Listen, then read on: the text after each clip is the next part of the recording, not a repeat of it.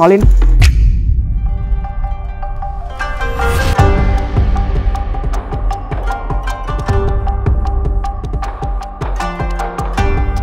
ก็มาถึงวันหยุดของเราครับหลังจากการแข่งไททันครั้งนี้เราเพิ่งจะได้มีวันหยุดครั้งแรกนะครับการเป็นนักโป๊กเกอร์อาชีพนั้นก็มีส่วนที่เป็นข้อดีที่ผมชอบมากๆเลยคือการได้ไปหลายๆเมืองไปหลายๆสถานที่ไปเปิดประสบการณ์ใหม่ๆที่เรายังไม่เคยได้ไปและบางครั้งเราเองไม่คิดว่าจะได้มาสถานที่นี้ด้วยซ้ำแต่โป๊กเกอร์พาเรามาครับตอนนี้เราก็อยู่ที่บานาฮิลนะครับแล้วเรากำลังขึ้นกระเช้ามาที่ฟันเวิลด์ตอนนี้เหมือนเป็นเมืองจำลองเมืองนึงนะครับก็ในเมืองก็จะออกแนวสไตล์ยุโรปหน่อยก็วันนี้เป็นอีเวนต์ 75,000 นะครับซึ่งต้องบอกว่าผมไม่ได้แพลนจะเล่นอีเวนต์ 75,000 มาอยู่แล้วพอมีวันว่างเราก็หาจังหวะพักผ่อนบ้างลงมาเคลียร์สมองด้วยจากหัวร้อนมานานพอมานี่หนาวเลยเย็นเลยเย็นนะ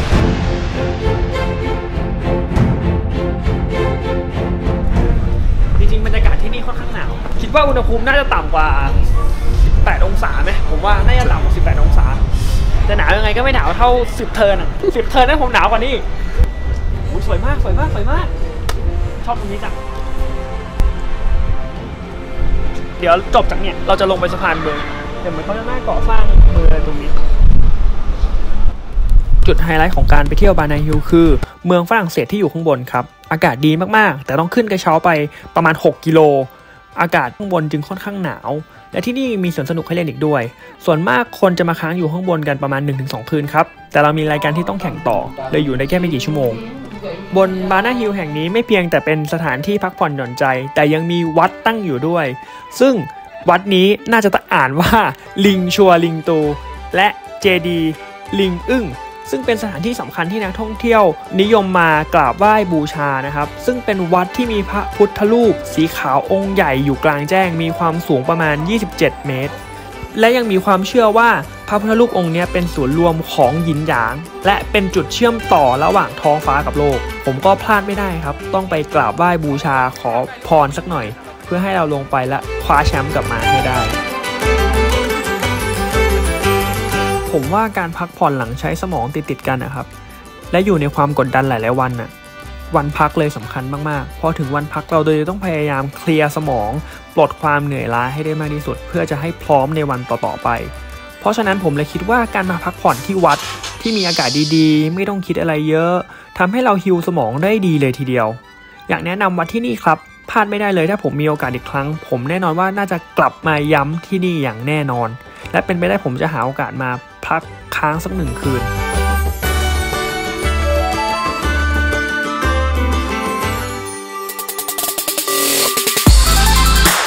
และอีก1 จุดเช็คอินที่พลาดไม่ได้เลยนะครับคือสะพานลอยฟ้า Golden Bridge เป็นสะพานที่ออกแบบมาได้เหมือนแบบใน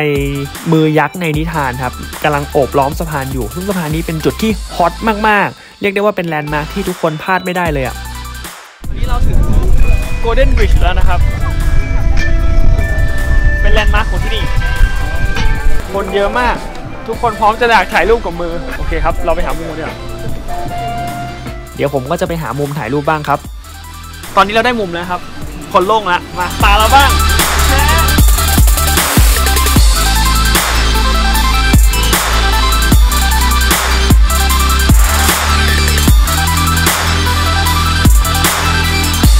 เมื่อตกเย็นเราก็จะต้องหาของกินและอีกหนึ่งสถานที่สำคัญที่เป็นมรดกโลกซึ่งมีของกินให้เราเลือกสรรอย่างเยอะแยะมากมายอย่างฮอยอันโอทาวผมก็ไม่มีทางพลาดครับตอนนี้นะครับเราก็เข้ามาอยู่ที่ฮอยอันโอทาวนะครับคนเยอะมากนะครับแล้วก็มีอาหารพื้นบ้านมากมายหลายอย่างเลย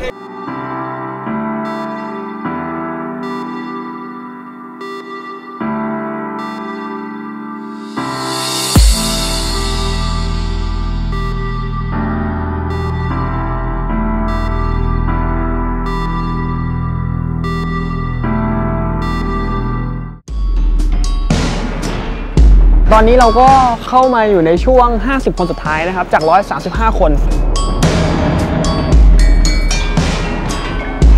ผมคิดว่าจบรายการนี้น่าจะมีแชมป์นะครับ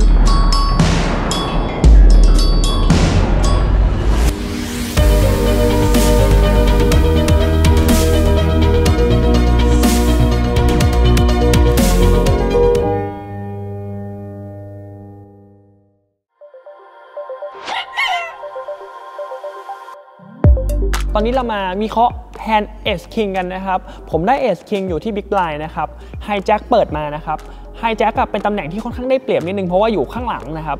แต่ว่าเราจะได้เปรียบไม่มากเท่าคัตออฟและบัตทอนนะครับเพราะอยู่หลังกว่าโอเคเราเริ่มวันที่40 BB นะครับเขาเปิดมาประมาณ2จุดนิดๆนะครับแล้วก็เราอยู่ BB นะครับเรา3 bet นะครับผมเล่นเอสคิงผม3 bet อยู่แล้วผม3 bet ที่ประมาณเกือบ10นะครับผมชอบเล่นแฮนด์ที่ไม่มีโพซิชันอะเล่นใหญ่กว่าปกตินะครับผม3 bet ไปเรามาดูกันนะครับไฮแจ็คคอด้วยอะไรบ้างไพ่ไฮแจ็คนะครับส่วนมากเขาจะคอด้วย A ซูทแล้วก็ A off ซูท A ที่เป็นสีเดียวกันเพราะว่าเขามีโพซิชันเล่นต่อได้แล้วก็เขาจะคอด้วยแบบพวก Queen ซูทแล้วก็ King ซูทแล้วยังมีพวกคู่5ขึ้นไปนะครับเพราะแฮนด์พวกเนี้ยเขามีโพซิชันคือเขาเล่นหลังเราเขาได้เปรียบเราค่อนข้างเยอะสมมติเราเช็คอะไรเงี้ยเขายังสามารถดูแอคชั่นแล้วเล่นต่อได้นะครับซึ่งเขาคอนะแล้วฟลอปเปิดมาเป็น8 5 4เรนโบว์นะครับถึงตาผมอันนี้คนส่วนมากนะครับเป็นคนส่วนมากชอบทรีเบตพอทรีเบตมาแล้วบอร์ดไม่ติดชอบเช็คนะครับจุดนี้จะเห็นว่า GTO ถ้าเล่นนะครับเขาจะมิกซ์เลยจะเช็ค 0.1% หรือแทบไม่เช็คเลยนะครับเขาจะเบตส่วนมากจะเบตแต่ว่าจะเบตเกือบ100% เลยก็ว่าได้แต่จะเบตในราคา2ไซส์ที่แตกต่างกัน GTO จะชอบให้เบตประมาณ 25% หรือว่าชอบให้เบต 50% นะครับจุดนี้จริงๆไปปรับเอานะถ้าสมมุติเราเจอคนที่หมอบง่ายมากๆโดยที่ไม่สนใจราคาเบสเวลาเขาไม่ติดเขาจะหมอบเราอาจจะเบส 25% บ่อยขึ้นนะครับตรงนี้อยู่ที่ว่าเราเจอใครด้วยเราจะปรับตัวยังไงด้วยนะครับแต่จุดนี้โอเคผมเล่น GTO เพราะเรายังไม่รู้ว่าเราต้องปรับยังไงกับคนนี้นะครับผมก็เลยเบสประมาณ 25% และบวกนิดนึงคือประมาณ 28% นะครับจะเห็นว่าทุกไพ่จริงๆเบสจริงๆนะครับหลังจากที่ผมเบสไปเรามาดูไพ่เขากันบ้างพอถึงตาไฮแจ็คนะครับเขาจะคอด้วยอะไรบ้างถ้าสมมุติเราเบสใหญ่ส่วนมากเขาจะคอเขาจะต้องหมอบบางไพ่ที่เป็นไพ่กลางนะครับยกตัวอย่างเช่น King 6 ซูท King 8 ซูท King 9 ซูทหลายๆคนอาจจะถามว่าไพ่พวกนี้มีดีอะไรถึงต้องคอต่อเดี๋ยวผมจะให้ดูนะครับถ้าสมมุติไพ่พวกนี้เราสมมุติเราเป็นไฮแจ็คแล้วกันเราถือ King 6เรามี7ตกเป็นสเตทถูกไหมตกหัวใจเรามี Back Door Flush ตก Back Door Flush หมายความว่าตอนนี้เรายังไม่มีฝัดดอแต่ถ้าสมมติตกเทิร์นมาแล้วเรามีฝัดดอเขาเรียกว่า Back Door นะครับเพราะฉะนั้นไพ่พวกนี้มี equity ที่เล่นต่อตก7มากินเต็มตก Back Door ฝัดมาเล่นดอฝัดอีกสามารถเบสเพื่อให้เราหมอบได้อีกนะครับไพ่พวกนี้เลยค่อนข้างมี equity นะเขาเลยเล่นต่อกันหรือแบบพวกแบบแจ็ค9อะไรอย่างเงี้ยที่แบบถ้าตก10ตกอะไรเป็น Open End Back Door หลายๆ Back Door ต้องเล่นต่อถ้าเราเบสน้อยนะครับซึ่งผมกะว่าอยู่แล้วแหละอยากให้เขาเล่นต่อด้วยไพ่ Back Door ก็เลยเบสน้อยนะครับโอเคแล้วเขาก็คอนะครับตามแผนเราหลังจากที่เขาคอนะครับเทิร์นตกมาเป็นควีนหัวใจนะครับ improve หลายแบ็กดอร์มากเลยตรงนี้ผมเป็น BB มัน improve ควีนนะครับหมายถึงว่า improve ของเขาถ้าเป็นตก A ตก King จะเป็น improve เราถูกไหมเพราะฉะนั้นควีนเขาจะคอด้วยหลายควีนมากเพราะฉะนั้นผมก็เลยเช็คให้เขาเล่นแล้วในใจผมก็หวังว่าโอเคคุณเบ็ดสิแต่คุณอย่าเบ็ดเยอะนะเพราะว่าถ้าสมมติเขามีแบ็กดอร์ที่ดออยู่เขาอาจจะเบ็ดแบบไม่ได้เยอะมากจริงๆ GTO ตรงนี้ก็ชอบให้เบ็ดประมาณ 25% หรือเช็คนะครับเพราะว่าตรงนี้ถ้าเขาเบสเยอะมีแต่ไพ่ที่ดีกว่าเขาที่คอได้เพราะว่าเราจะเช็ค AA เหมือนกันถ้าสมมติเราเป็นบิ๊กไลน์แล้วเล่น AA เราจะเช็คให้เขาเบสแล้วเราแจมตรงนี้ไฮแจ็คส่วนมากถ้ามีแบ็กดอร์เขาจะเบสแต่ว่าเบสไม่เยอะนะครับซึ่งเขาก็เล่น GTO เหมือนกันดูจากที่ไซส์ที่เขาเบสนะครับเขาจริงๆเขาเบสประมาณ 30% ได้ซึ่งก็ตามที่คาดไว้เช่นกันนะครับเขาจะเบสด้วยแบ็กดอร์คือจุดนี้ถ้ามัน improve viewer ว่าเป็นแบบสเตทเป็นฝัดอะไรผมอาจจะหมอบให้นะครับโอเคตามแผนเราก็คอนะครับวีเวอร์ตกมาเป็น4โพดำนะครับไม่ improve อะไรเลยเป็นบอร์ดเบิ้ลนะครับผมเช็ค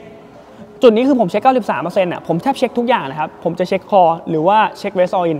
นะครับโอเคผมเช็คไฮแจ็คเรามาดูที่ไฮแจ็คตรงนี้ไฮแจ็คน่าสนใจไฮแจ็คจะเช็ค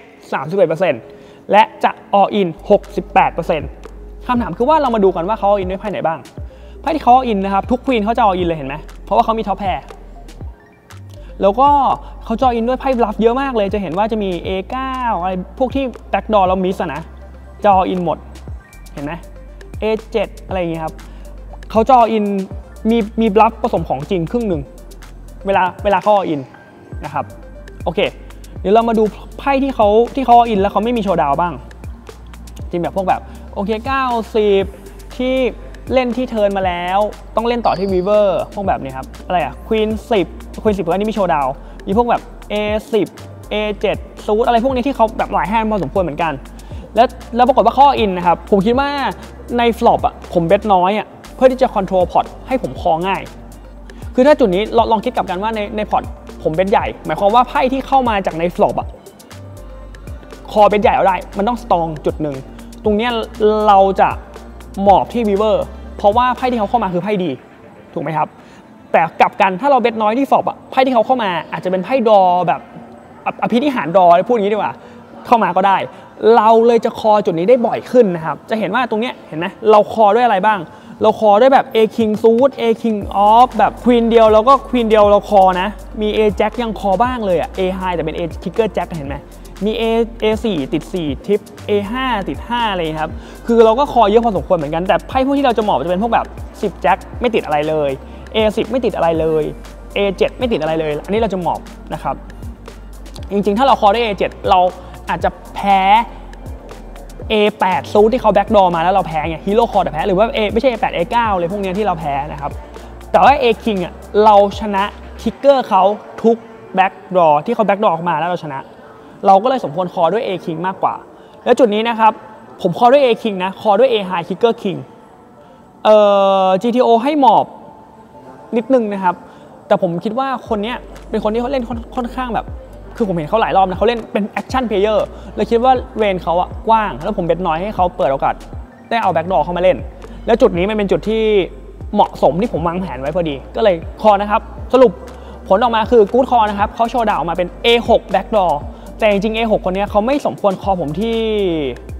P-FOP นะผมมาดูคือเขาว่าเล่นผิดเพราะว่า P-FOP เขาคอทุก A เลยนะครับหมอบ A6 ซูทแทนเดียวเพราะว่ามันติดสเตจไม่ได้ด้วยแล้วมันก็เป็นคิกเกอร์ต่ำด้วยนะครับแล้วผมเบสใหญ่นะผมเบสใหญ่กว่าปกติแปลว่าเขาต้องหมอบเพิ่มขึ้นเพราะฉะนั้นนี่เขาอาจจะต้องหมอบแบบ A6 นี่ต้องหมอบ 100% นะแค่นี้ประมาณนี้ครับ